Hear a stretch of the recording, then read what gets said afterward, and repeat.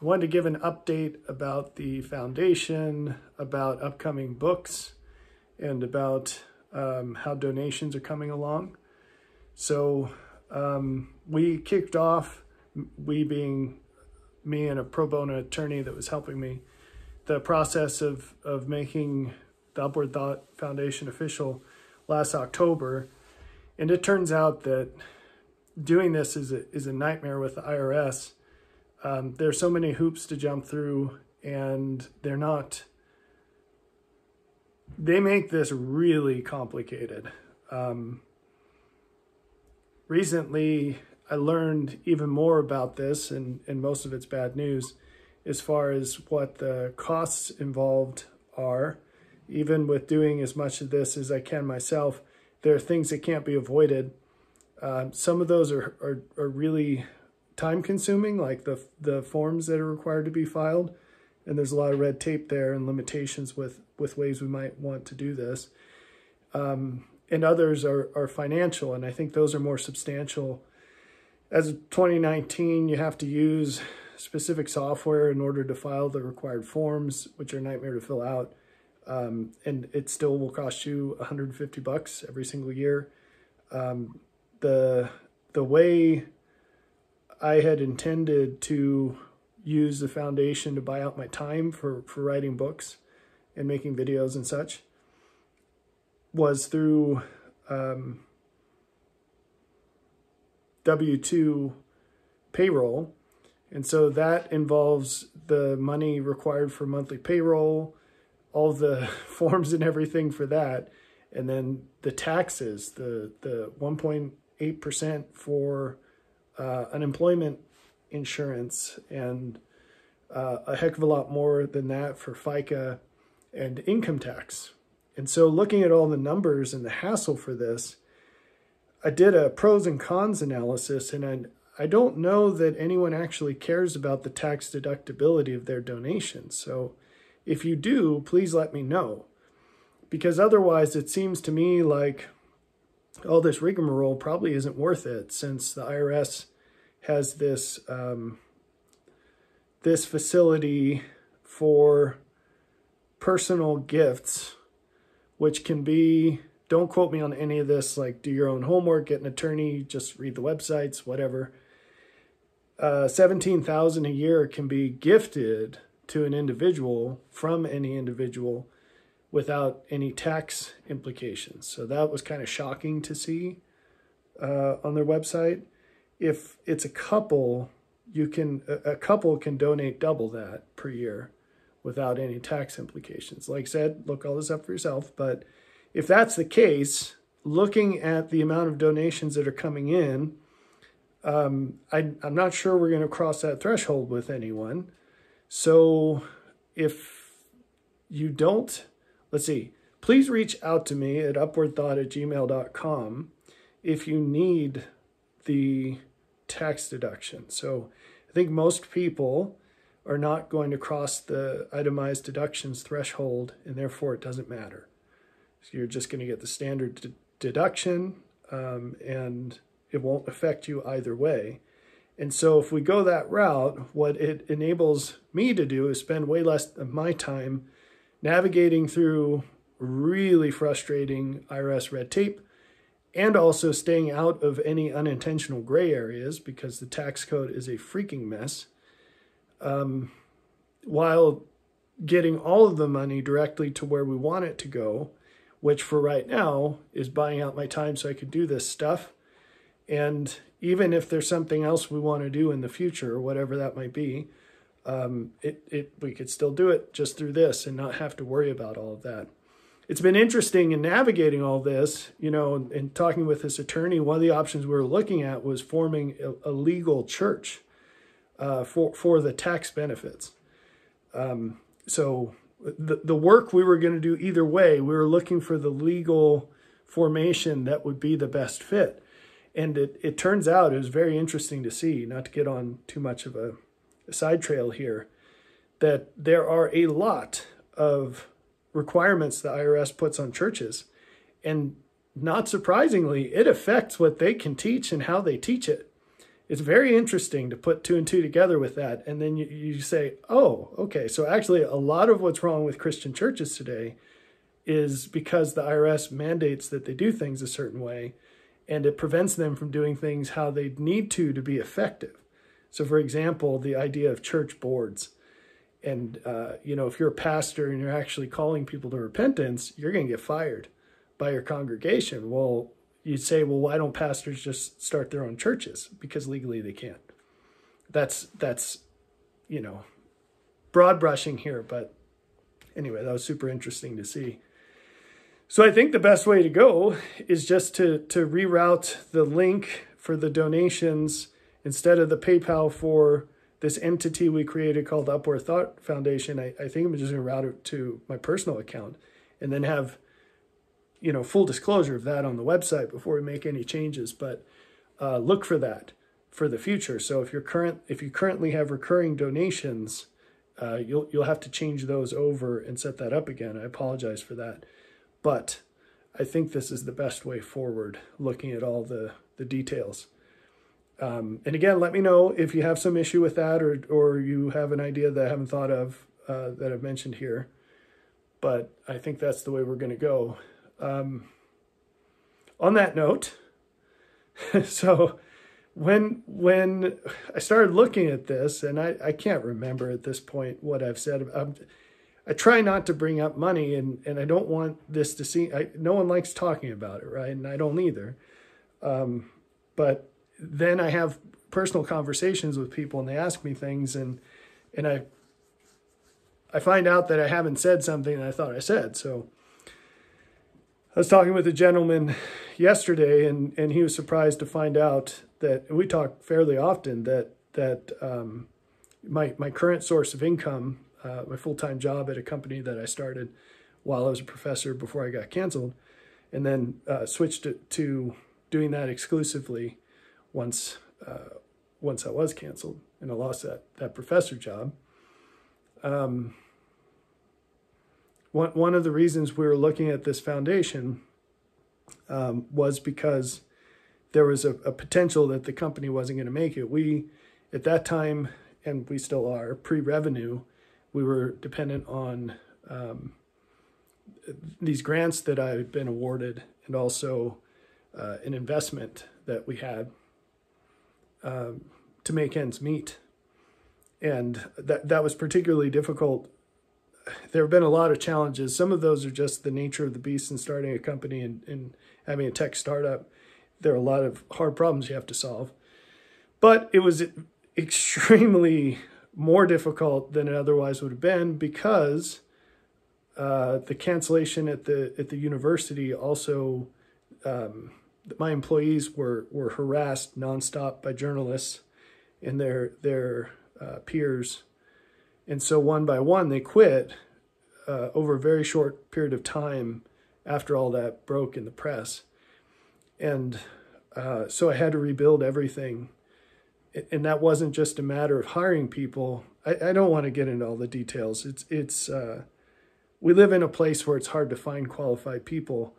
And these are folks that I had grown organically at extremely high cost, paying them competitive wages for 6 months as I taught them how to do their job. And I had to restart that again without any of the help from the crossover with the university position and having access to folks at that stage of life. It was extremely difficult. And then on the tech side, I ended up having to effectively to recode the entire product myself for various reasons. And there was just challenge after challenge. There was a nightmare. Anyway, we did great things and we managed to bounce back from that. But there's always the potential that that's not going to work out. And there's the very real possibility that I would struggle to find a job in the industry due to the fact that I've said many things online that people have gotten fired for saying less than that. So I think my Googleability is an issue there. Even though I've always been extraordinarily professional in every job I've worked, today it's not enough to just be good at your job and abide by the rules of your employment agreement. So, hence the foundation. And the idea with the foundation was to open the way so that instead of spending some 35 hours a week in personal time, mostly time I'm not sleeping, doing what I do with the books and this channel and those sorts of things, that I'd have my entire schedule open for that, which would amount to something like 70 hours a week. And so we're at the point now where I still don't know how it's going to go with the company, but various things are making it less likely that it's going to succeed. And I'll know for sure in not too much more time, but there's an increasingly high likelihood that by October 1st and maybe months before that sometime between now and then, I will not have my full-time employment. And then I'm facing the choice of either doing this full-time and going for it, or looking for a job and seeing if that's a possibility. Financially, I don't see any possibility where donations could ever be competitive with what I could earn at my professional market value. I think that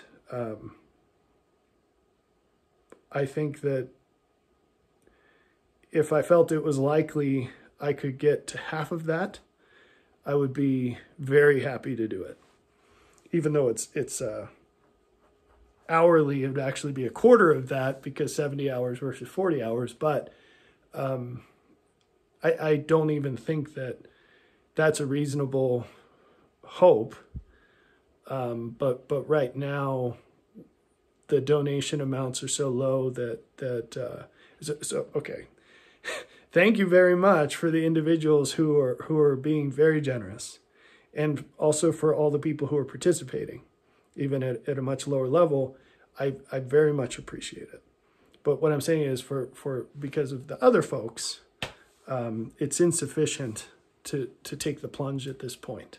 So if I had to call it today, I'd need to get a job.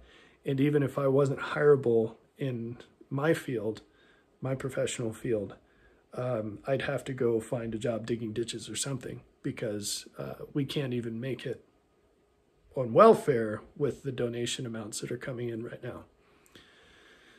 So, and that's with my 401k cashed in and everything else. That's basically,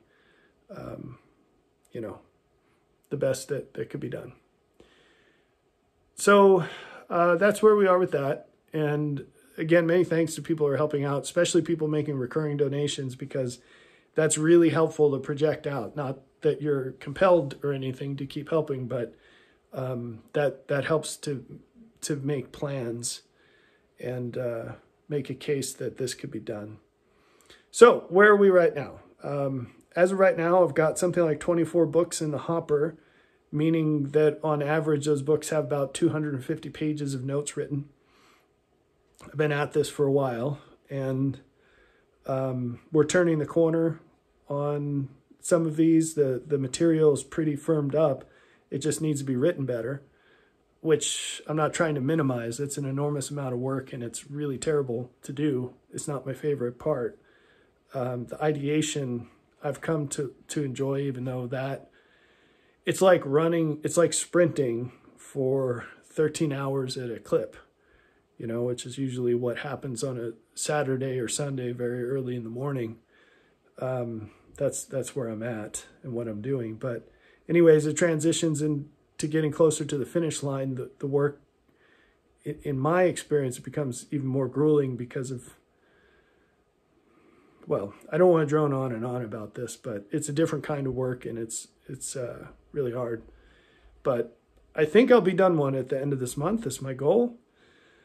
I had hoped to get done 2 by the end of this month, but that's just not going to happen. And I think in another month or 2 after that, I'll have another one. Depending on how things go with my full-time job, I may or may not find myself with more time over the next few months.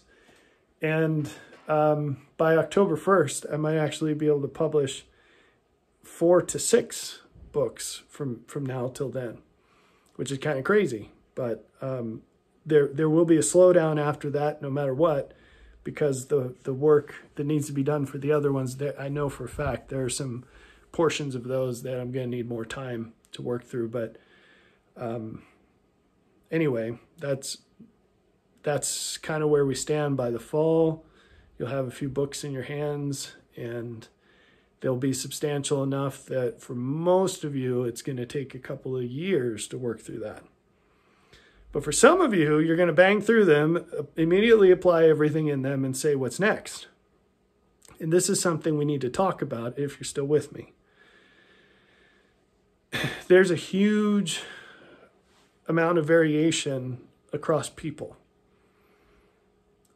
One facet of that variation is that some of you, I talked to one guy, and I think it was a video I put out. I can't remember.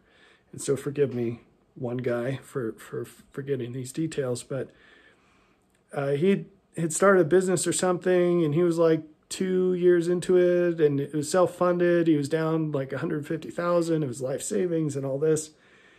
And whatever I made, I think it was a video, he said, I wish I had seen this 3 years ago, because I'd still have all that money and I'd be in a much better place.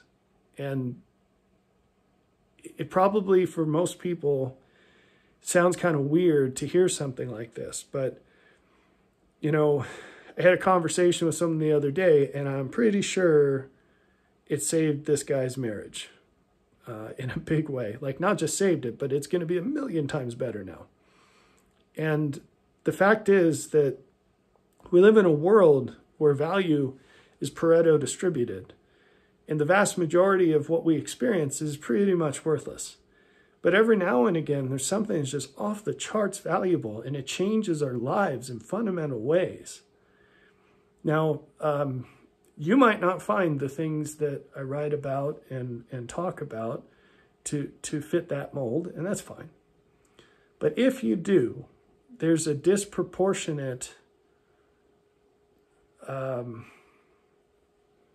responsibility to help bring it into being. Now, this is where we circle back a little bit to what I was talking about before. Most charitable foundations, the way they work is they're actually selling something, but they're selling something legally. They're selling something that fits into the mold of what the government considers to be for the public good. And they're doing it in a way where they're not giving funds to shareholders. That's a huge distinction between charities and corporations. So there's no stock. So people get paid, but there's no return to shareholders because there are no shareholders. So you find people, and they'll, if they're doing religious stuff, they'll sell DVDs or books, and they charge market rates for those. And they do that for a couple of reasons. One is that most people will not just freely give. They won't give a free will offering. And so when a guy stands up, and this is my message, to say, look, actually it's much closer to the kingdom of God for people to give things away for free, and then ask people to donate what the lesser of these two things, what they can afford and what it's worth to them. So to replay this like, a football clip, and we're going to circle the players and analyze the play. In the world, and also in charities, people sell things and they give you a product for a pre-specified price. But it's closer to God's kingdom to give you the value, knowing full well you will never get how much that's worth because you didn't make it. You didn't pay the price to make it. And just say, look, whatever you can afford up to what it's worth to you, let's go with that. But the value comes first. When you're being sold something, if I want to sell you this pen, I have to tell you why it's valuable, and you have to believe me, and then you have to give me money, and I'll give you the pen, and let's hope that I wasn't just lying to you. But with God, while we were yet sinners, he gives it to us.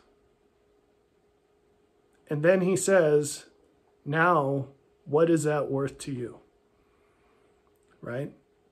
So when Abraham paid tithes to Melchizedek, Melchizedek didn't come and say, hey, I'm a priest and I'm important, therefore give me money. He blessed Abraham. And then Abraham gave him money. In that order, it matters a lot, right? So with the books that I've given away probably tens of thousands of copies of for free at this point, I don't track the PDFs, nor could I if someone downloads it and shares it, right? But I don't track the downloads even. There have been thousands of books moved through Amazon. So no money for that, right? But now the request is, hey, if you find this, if you find what I have done so far valuable, you now have the ability to support me so I can keep doing it. Not in hopes that what I do is valuable, but in recognition of the value you've already received for free. And just like with God, because he does this, the second we donate to him, and you do that by giving it away to other people, by the way, he blesses us again, and he blesses us with more. I really like the books I've written, believe it or not, but the ones that are coming out, leave those in the dust, in my perspective. You might disagree, and that's fine, that's fair. So that's where I'm hoping to go with this. And that would be my choice, is to do this full time. Not because it's easier, because it's not easier. And not because it would take less time, because it takes a lot more time. And not because I'm going to make more money, because I'm going to make a heck of a lot less money no matter what. And I would love for someone to prove me wrong on that. I really would. I wouldn't feel bad about it at all. But I think I'm going to be right on that. And that's okay. I'm willing to do that. I mean, if I didn't have a family to support, I absolutely would just live in a homeless shelter. I absolutely would do that for the rest of my life. I don't care. As long as I have a computer and the ability to type, and I need an internet connection, and probably some headphones and some McDoubles, and then we're good. So other than that, everything else is just... it's either for my family or to make what I do more efficient so I can get out more and better faster. So,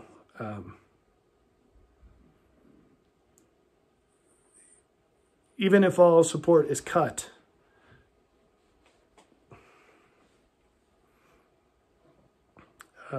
nothing is going to stop me from doing what the Lord told me to do. It'll just take a little longer. It'll be a lot harder, but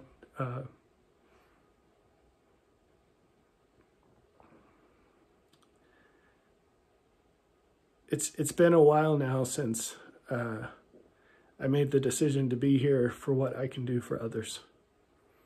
So